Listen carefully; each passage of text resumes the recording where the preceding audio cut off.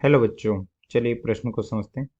जल पर तैरती हुई एक सुई की लंबाई 0.5 सेमी है। सुई को जल की तल से ऊपर उठाने के लिए सुई के भार के अतिरिक्त कम से कम कितना बल लगाना होगा। जल का पृष्ठ तनाव 7.2 × 10⁻⁻4 न्यूटन प्रति सेमी है। मुख्य अवधारणा में हम देख सकते हैं कि किसी द्रव की खुली सतह पर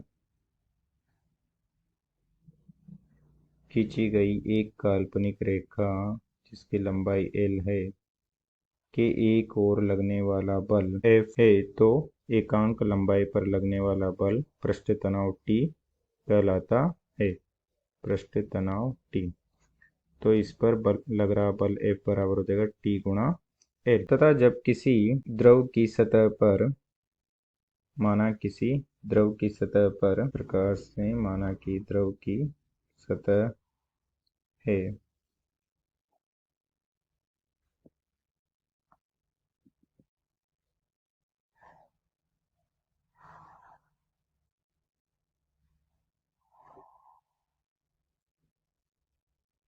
तथा उस पर एक L लंबाई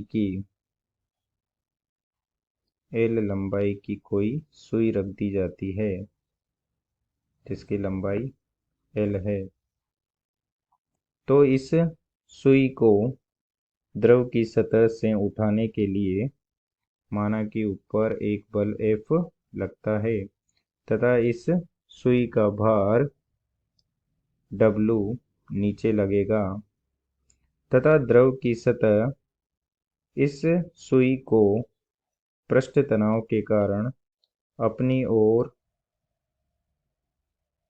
खींचने का प्रयास करती है।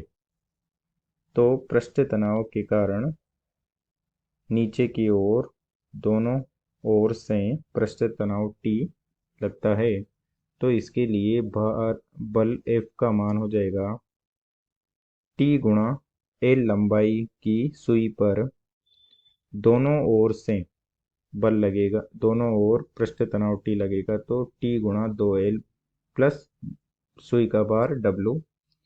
हमें इतना भार की आवश्यकता होगी जब हम इस सुई को द्रव की सतह से उठा सकते हैं। तो भार के अतिरिक्त हमें इतने बल की आवश्यकता होगी तथा भार के अतिरिक्त बल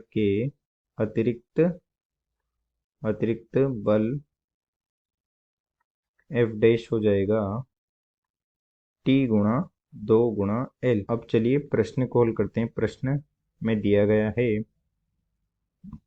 कि सुई की लंबाई L बराबर है 2.5 सेंटीमीटर तथा पृष्ठ तनाव T है 7.2 × 10⁻⁻4 न्यूटन प्रति सेंटीमीटर। तो भार के अतिरिक्त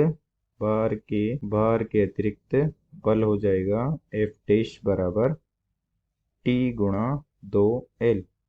मान रख देंगे 7.2 × 10⁻⁻4 न्यूटन प्रति सेंटीमीटर गुणा 2 × 2.5 सेंटीमीटर।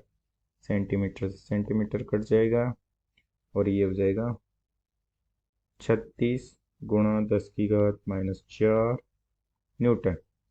अतः भार के अतिरिक्त सुई को द्रव की सतह से अलग करने के लिए 36 × 10⁻⁻4 न्यूटन बल की आवश्यकता होगी। अतः दिए गए प्रश्न को हमने हल कर दिया है। आशा करते हैं आपको समझ में आया होगा।